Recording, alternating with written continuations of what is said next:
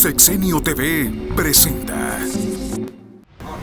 Don José Sulaimán, gracias por haber aceptado esta conversación con nosotros. Gracias a usted por permitirme estar en su programa. Oiga, don José, usted es el hombre que más tiempo ha estado al frente de un organismo de boxeo. 38 años va a cumplir. 37 años. Efectivamente, toda una vida. Un récord Guinness. Récord Guinness. ¿Cómo? Me lo dieron el año pasado en la convención anual. ¿Cómo es que se empieza a fijar en el boxeo? ¿De niño boxeaba usted? Yo era un cobardito en la primaria. Yo fui uno de los que sufrió el bullying. Le hacían bullying cuando no estaba de moda el bullying. Cuando no estaba de moda. Me pegaban mis compañeros y yo nunca respondía. Les tenía miedo. A veces venían por la misma banqueta y decía yo, hoy bien, y me cambiaba. Un día en quinto año de primaria, cuando estábamos preparando para los exámenes finales, cometí un error y le puse agua con lodo los pantalones de la más fiera de la primaria, y cuando se me vino encima aventé la escoba y corrí. Me alcanzó y yo ya a la desesperada le tiré un golpe y para abajo. Dije, ay, chirrión se va a enojar. Vinieron, nos separaron. Fui a limpiar un aparatito que me dijo el maestro y vino y me descontó. Yo no lo vi, me puso el ojo así. Entonces ya no hubo más remedio que yo contestar el ataque. Pues hombre, nos dimos a llenar, pero yo pienso que yo le gané. Y al final se pegó en la banqueta y quedó completamente noqueado, sin conocimiento. Y yo dije, ay mamacita, ya lo maté. Pues hombre, ahí empezó. Dije, no, ahora me voy a vengar de todos. Y empezó a ganarse el respeto de los demás. Hice la lista de todos los que me habían pegado impunemente y les decía, nos vemos a la salida, nos vemos a la salida. Y ya sabe, usted rodeado de la gente, me vengué de todos. ¿Y ahí se dio cuenta de que su pasión era el boxeo? No, porque no sabía el boxeo, más que muy pequeño que oí una crónica en Jaumave, un pueblito donde no había luz eléctrica, donde las lámparas se prendían por petróleo. Un empleado municipal las prendía y las apagaba. No había estufas, eran de carbón con piedra. El lechero a las 5 de la mañana dejaba la puerta. Ahí es en donde yo vi la primera vez una pelea de boxeo con un radio de onda corta que tenía mi papá. ¿Quién peleó en esa ocasión? ¿Se acuerda? ¿Cómo no? ¿Cómo me voy a olvidar? Fue la primera en mi vida. Joey Louis contra Max Schmeling. El alemán.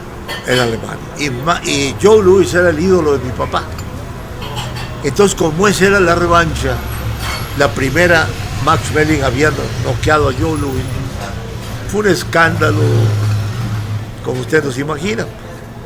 Ya como yo le digo de la primaria de los golpes, fue en Ciudad Valle, San Luis Potosí.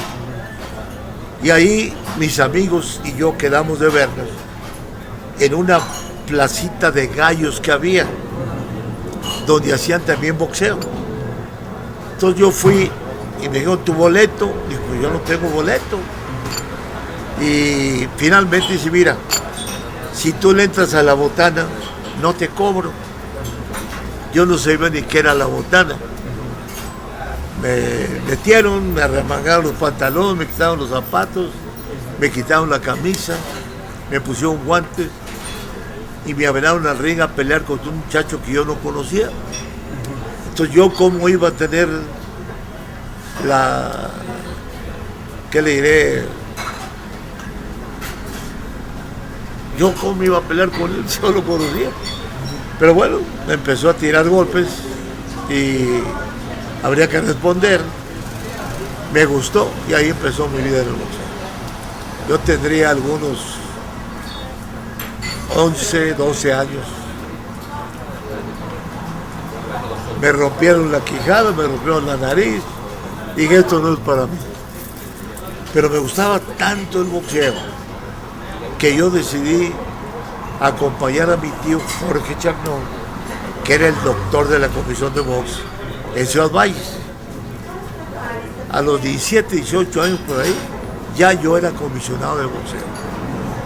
Entré como office boy, al presidente le gustó que yo trabajara tanto y me hizo secretario. Posteriormente ya volví a mi ciudad natal, Ciudad Victoria, y ahí ya me hicieron presidente de la comisión de box, presidente de la comisión estatal, posteriormente vicepresidente de la Federación Nacional, presidente y luego a la norteamericana, también vicepresidente y presidente, y de ahí brinqué al Consejo Mundial porque me invitó el profesor Velázquez, que era mi amigo. ¿Cómo es que llega usted a suceder a quién sucede? ¿Al profesor Velázquez, Ramón G. Velázquez? Sí. ¿Y a Luis Espota? ¿Todavía estaba Luis Espota No, en el concierto? Ya no. Luz Espota fue el instrumento del señor presidente de la República tan querido, Eliseo López Mateos, como el patrocinador total de la convención en 1963. Y el que conocía de boxeo y tenía amigos de boxeo en todo el mundo era el profesor Ramón G. Velázquez, mi amigo. Yo vine a la inauguración, como le decía yo, a la Gallola, junto con todos los comisionados de la provincia, pero no formé parte del consejo al principio. ¿Y sucede a don Ramón G. Velázquez en el 75? Sí, porque el primer presidente fue Oslo Fein, pero antes o al principio de la convención renunció y se eligió a don Luis Espota. Después de Luis Espota quedó como un año y medio el consejo vacante y se eligió a Justiniano Montano de las Filipinas. Posteriormente el profesor Velázquez lo sustituyó en la presidencia.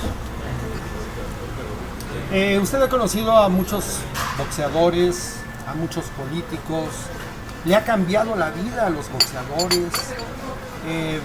¿A quién recuerda con especial afecto de todos los boxeadores que han pasado por su vida? Mire, bueno, quiero decir que yo recuerdo a Memo Valero de aquellos años. Olvidé varios nombres que fueron distintos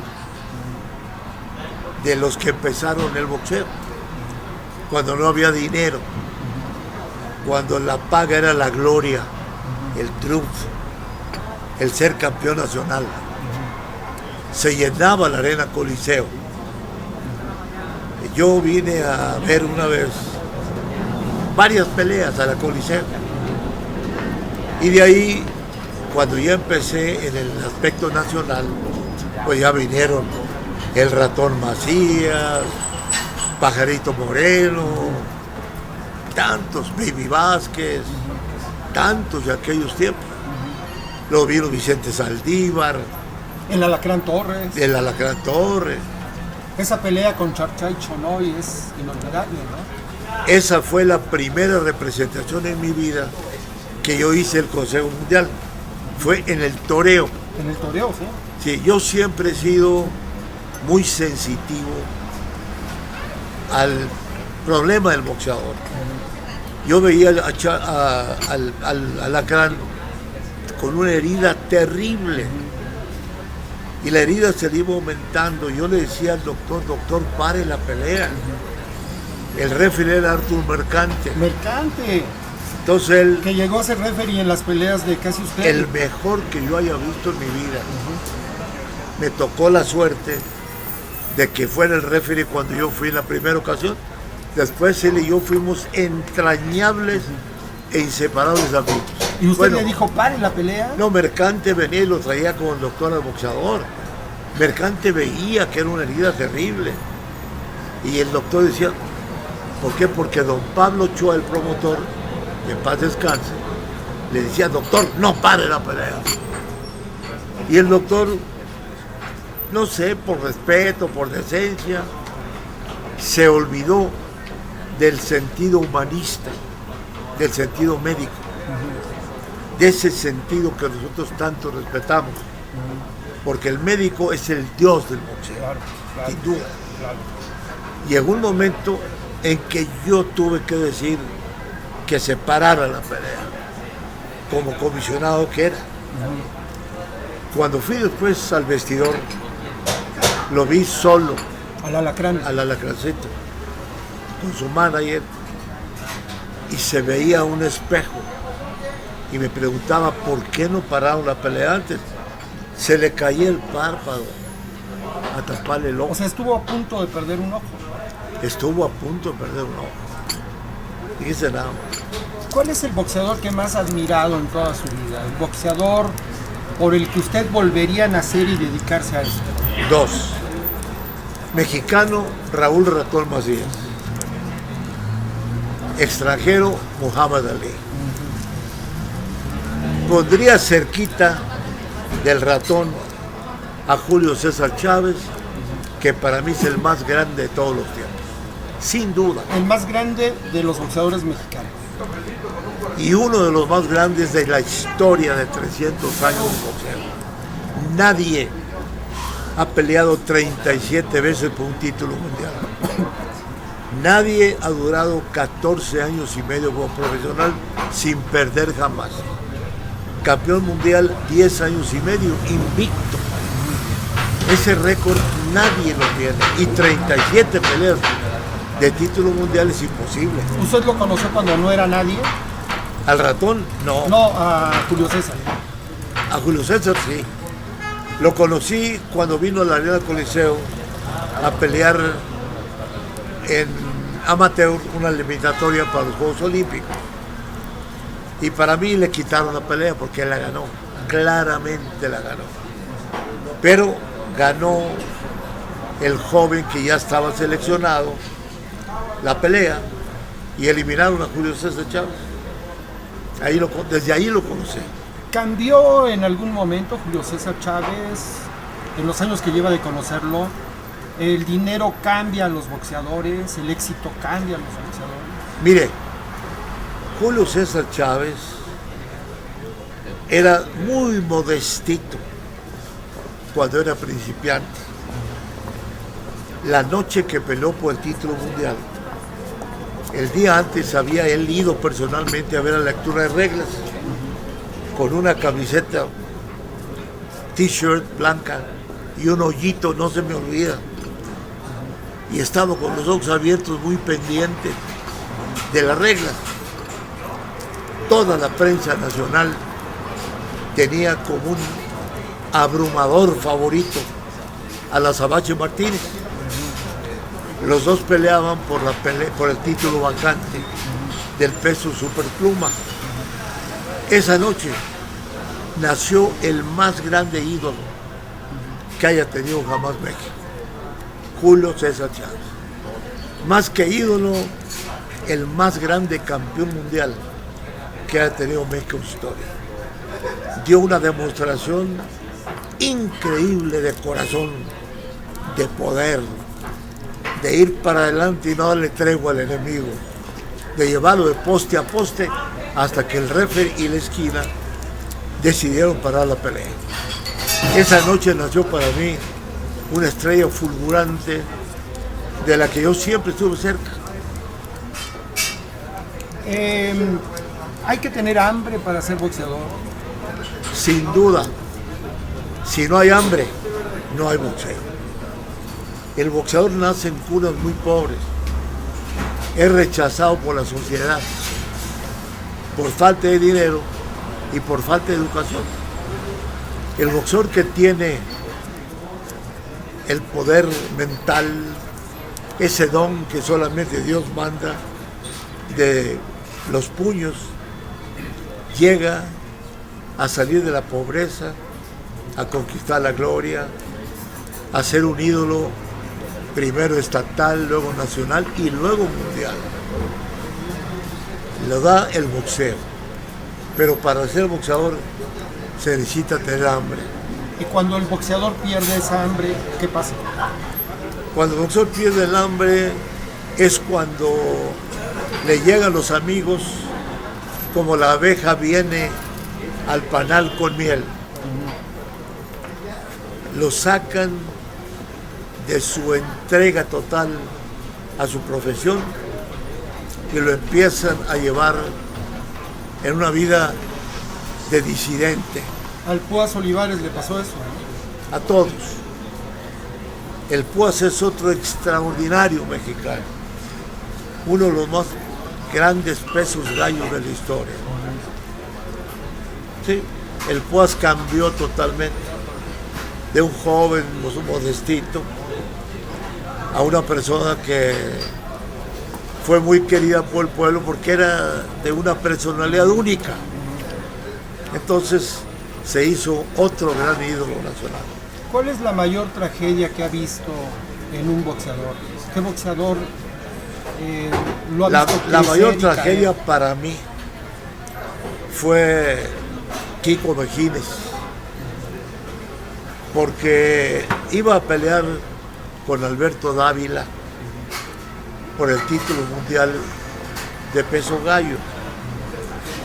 Y de Guadalajara, su doctor mandó una nota en la que decía que había encontrado algo y que él prefería que se le hiciera un examen más profundo.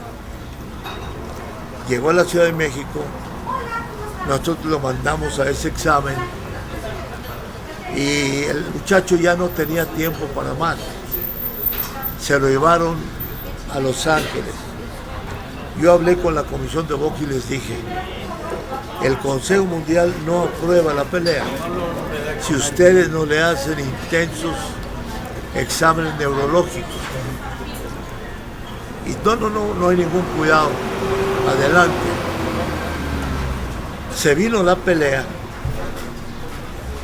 y lo dejaron pasar más tiempo del que debía. Cayó noqueado el Kiko. Yo tenía que salir a México.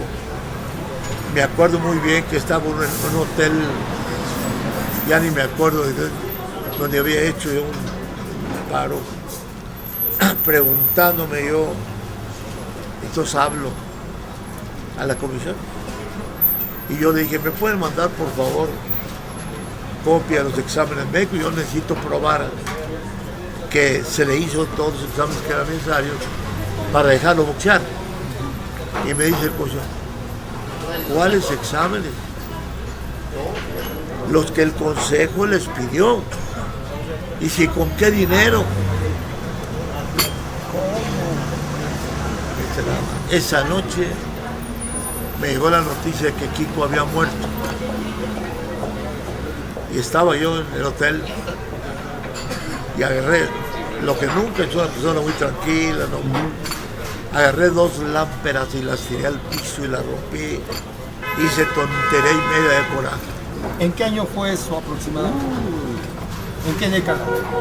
¿En los 70, 80? No, ya era presidente yo. Fue por ahí del 78, algo así, creo yo. ¿Cuál es la pelea inolvidable para usted? La mejor pelea que usted ha visto en vivo. Mire, la mejor pelea que he visto en mi vida, considerándolo todo, fue la primera de Muhammad Ali y Joe Frazier. Okay. Era mi primera representación internacional del Consejo Mundial. La noche de la pelea, el anunciador dijo, acostumbramos nosotros presentar a las personalidades, pero esta noche no lo voy a hacer porque todos están aquí. Estaba Jacqueline Kennedy con Humphrey, ya se me dio el nombre, gran músico internacional. Frank Sinatra entró en una silla como la que traigo yo, llevando a Joe Louis. Ya en los últimos años de Joe Louis, el público, lleno a su capacidad, los ovacionó por más de 2-3 minutos de pie a Joe Louis y Frank Sinatra.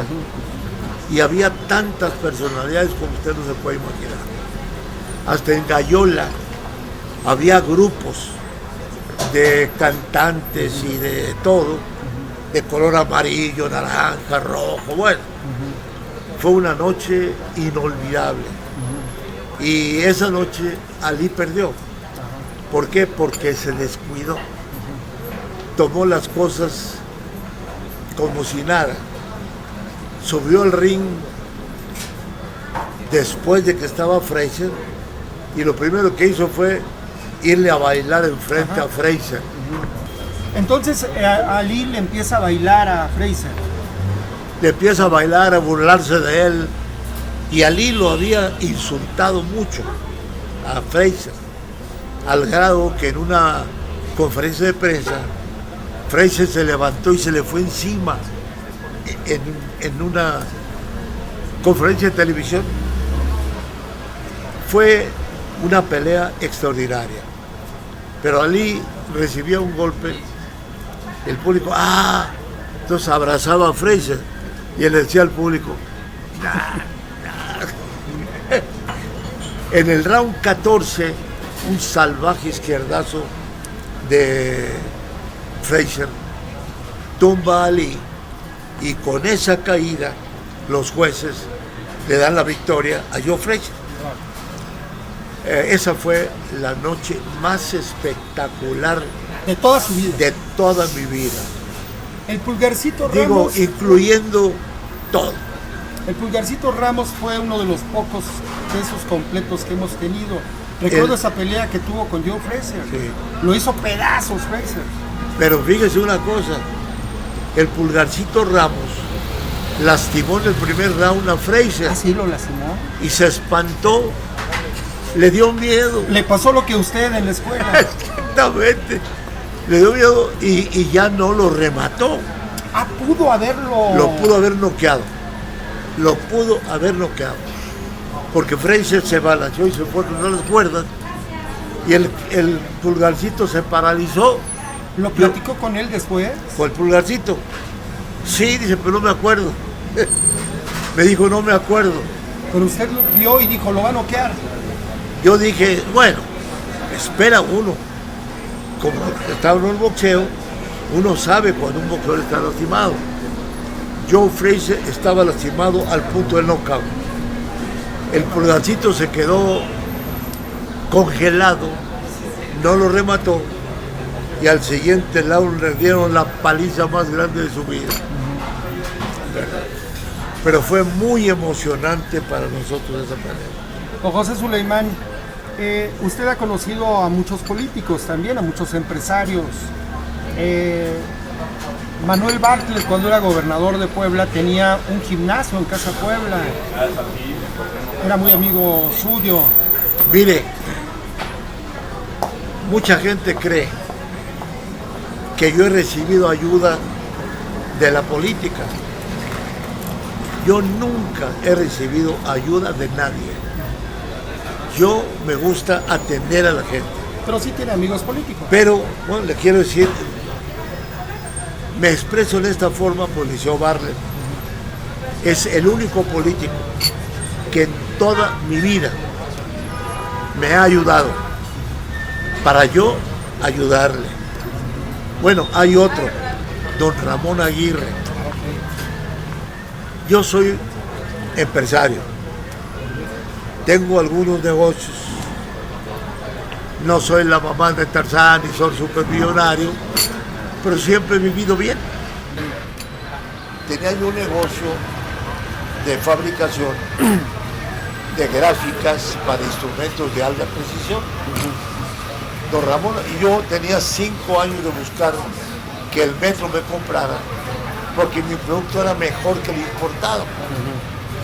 Don Ramón Aguirre, ni un minuto dudó, llamó al contralor del Departamento de Distrito Federal. Diga, a ver, acompaña aquí a don Pepe, don Ramón, siempre me decía así, para que examine paso por paso de calidad, de control de calidad, porque se le ha rechazado por falta de control de calidad. Me pasé como 2 meses esperando y el señor Contralor no me abandonó, digo, a la empresa, 1 minuto. Nuestra gráfica era de infinitamente superior calidad y a un 30% más barato que como lo compraba. Me ayudó en un momento muy difícil de mi vida. Luego vino el Liceo Vargas, lo mismo. Yo también estoy metido en plantas de tratamiento para aguas residuales. Es otro de mi negocio. Entonces, yo fui, presenté el producto, me hicieron toda clase de exámenes y me pidieron una carta en la que el fabricante me designaba como el único exclusivo representante en México. Le hicimos a Puebla 3 plantas, también en momentos difíciles de mi vida, ¿verdad? Las plantas son las únicas 3 que todavía trabajan en Puebla. Ah, qué maravilla. Oiga, don José, ya casi terminamos. ¿En qué se parece la política al boxeo? ¿En qué se parecen los políticos a los boxeadores? Se parecen en mucho. Yo diría que ¿cómo le puedo explicar? Hay una gran diferencia. El boxeo es la realidad. La política no lo es. Yo no soy buen político, ni siquiera aprendiz. Tengo muchos amigos en la política, muchos que admiro. Pero en la política se tiene que conocer. Primero se tiene que tener vocación. Si no se tiene vocación, va a ser un político de dinero, en busca de dinero, en busca de fama y en busca de poder. Si se tiene convicción, va a ser un político que le va a servir al pueblo. Esa es mi diferencia en la evaluación que yo hago de los defensores políticos. Yo busco quién es el que tiene vocación. En el boxeo tiene que haber vocación, pero el boxeo no busca ni fama, ni dinero, ni poder. El boxeo busca ser el campeón mundial, ser el mejor. Oiga, para terminar, le nombro a algunos políticos y usted me dice qué serían, si técnicos o fajadores. López Obrador. Fajador. Peña Nieto. Elegante, excelente boxeador. Salinas. Combinación de fajador y boxeador. Calderón. Yo creo que es punchador. Él es agresividad. Fox. Boxeador natural, que no aprendió mucho de la técnica, pero que peleó bien. Como el Chango Casanova. Bueno, Chango Casanova era un destructor. López Mateos. Excelente en el boxeo fino, sacando los golpes demoledores a su tiempo, bien pensados en el ring. López Mateos es mi ídolo. Don José, muchísimas También gracias. quiero agregar, y yo no lo hago por hacerle la barba a nadie, no lo necesito. A mi edad, mis pulgas. Pero yo creo que Enrique Peña Nieto es la persona que México necesita en este momento dramático de México. México es un país de paz, de camaradería, de unidad, de gran respeto y amor a una historia como pocas en el mundo. Estamos pasando por momentos difíciles, que yo no culpo a nadie, ni a ningún presidente. Son cosas de la vida y cosas de un cáncer de la sociedad moderna que es difícil. Pero yo creo que don Enrique Peña Nieto va a ser el presidente que en este momento le va a dar un rumbo definido a México. Don José Sulaimán, muchísimas gracias por esa conversación. Fue un gustazo, ¿eh? Le agradezco que me haya permitido expresar mis opiniones. Gracias, don José.